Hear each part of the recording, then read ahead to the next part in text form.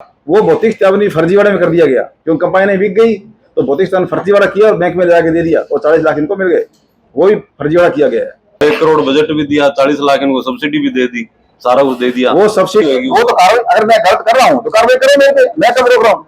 अगर मैंने कहीं घोटाला किया है मान लो तो मेरे पे कार्रवाई हो जाएगी। मैं कब कह रहा हूँ नहीं हो, जो चीज है वो तो है, साफ प्रत्यक्ष है ना।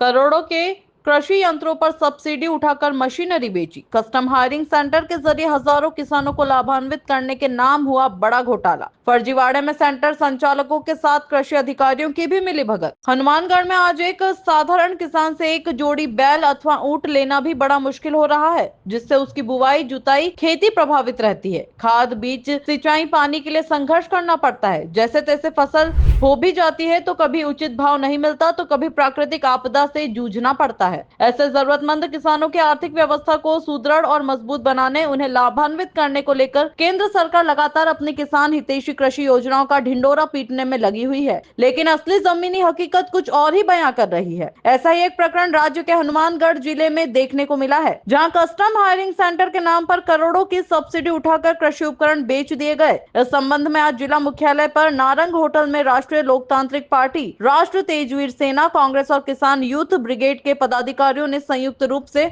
पत्रकार वार्ता का आयोजन किया। सेंटर का भौतिक सत्यापन झूठा दिखाया गया। 5 दिनों में विभाग पलटा, कृषि यंत्र बेचने बताया और सेंटर को भी बंद बताया। जिला कांग्रेस कमेटी के महासचिव परीक्षित सहारण गिलवाला ने पत्रकारों को बताया कि कृषि यंत्रों की सब्सिडी गबन में संचालक श्रीमती शीला देवी, पत्नी महावीर ऋणवा कि कृषि अधिकारियों की मिलीभगत का स्पष्ट प्रमाण है कि 18 मार्च 2025 को संयुक्त निदेशक कृषि विभाग द्वारा सेंटर का भौतिक सत्यापन किया जाना दर्शाया गया है, जिसमें उल्लेखित किया गया है कि विभाग द्वारा अधिकृत कृषि हायरिंग सेंटर रोड़ावाली के चक 4 RRW में चालू हालत में है और सब्सिडी वाले सभी कृषि यंत्र सक्रिय हैं। काबिले गौर हैरानी वाला तथ्य यह है कि यही विभाग मात्र 5 दिन बाद यानी 23 मार्च 2025 को पुनः भौतिक सत्यापन करता है और उल्लेखित करता है कि बालाजी कृषि उद्योग बंद हो चुका है और कंबाइन मशीनरी बेच दी गई है। विभाग में जमा नहीं हुई GST बिल फर्जी काटे गए।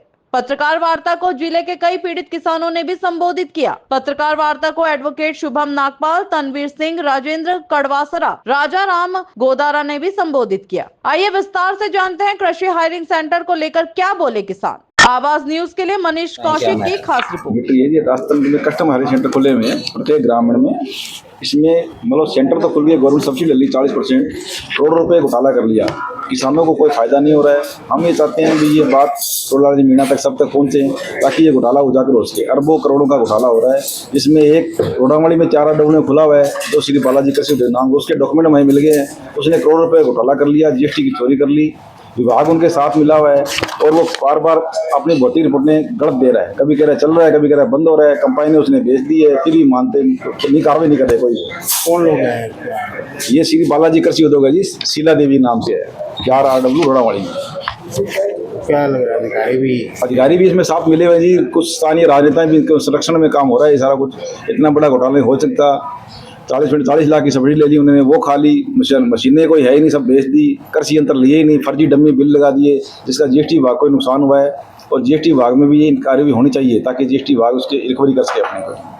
और इसमें शर्त भी दी गई है, अभी अगर हम नहीं चलाएंगे, बेच देंगे तो हमारे पे कानून कार्रवाई की जाए। विभाग कोई कार्रवाई नहीं कराएंगे। तो स्थानीय नेता कौन से हैं? पहले भी आपने बोला कि स्थानीय नेता। देखो ये तो हम क्या कह सकते हैं, स्थानीय उनको संरक्षण मिला है, कौन सा है ये तो हमें क्या पता लगता है। इसीलिए तो ये इतना हो रहा है। विभाग बार बार रिपोर्टें बदल के दे रहे हैं। 3 दिन में सेंटर चालू हो रहा है, 3 दिन में सेंटर बंद हो रहा है। ये तो विभाग को पता हो सकता है अभी वो क्या किसके कहने से क्या कर रहे हैं।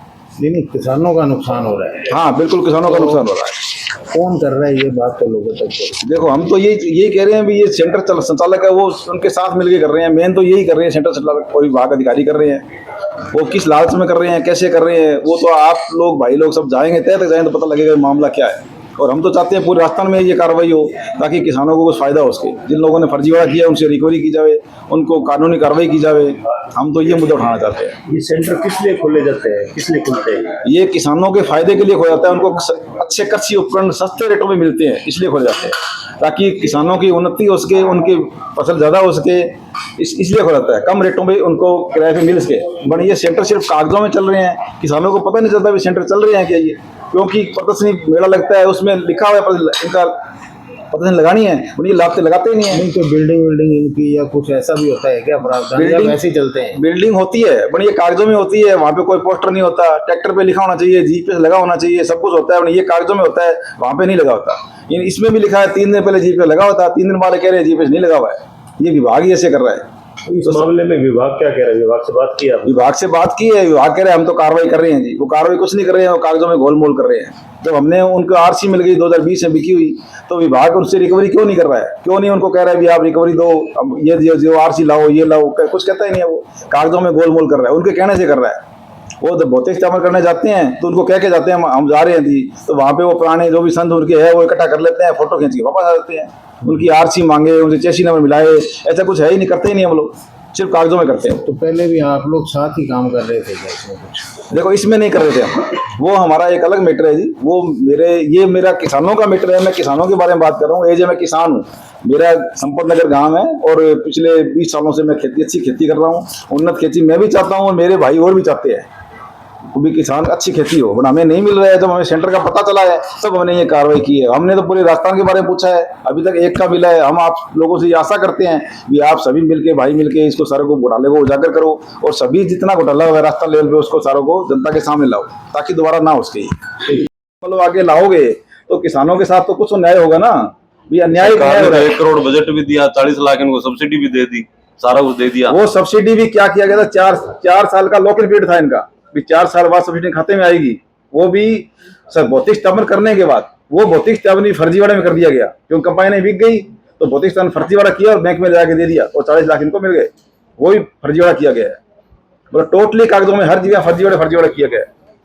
सिर्फ कागजों में चला, कहीं भी नहीं चला ये ना। विभाग भी अब कुछ नहीं गौर नहीं कर रहा, वो बार बार अपनी अपनी बात को रिपोर्ट कर रहा है। आपको मैंने दिखाया है 5 दिन में रिपोर्ट चेंज कर रहा है। वो लाएंगे मान लो, और मेरे पर्सनली कोई चीज मान लो जो चीज उनसे संबंधित नहीं है मान लो, वो लेके आते हैं, उसको मैं क्या कर सकता हूँ? वो तो जहाँ ये गलत कर रहे हैं इनके साथ कार्रवाई होगी। वो तो कार्रवाई, अगर मैं गलत कर रहा हूँ तो कार्रवाई करो मेरे पे, मैं कब रोक रहा हूँ? अगर मैंने कहीं घोटाला किया है मान लो तो मेरे पे कार्रवाई होगी। मैं कब कह रहा हूँ नहीं हो, जो चीज है वो तो है, साफ प्रत्यक्ष है ना, साफ जो चीज है उसकी बात करो। मैं तो ये कह रहा हूँ अगर मैंने गलत किया है तो मैं भुगतूंगा ना मेरी बात।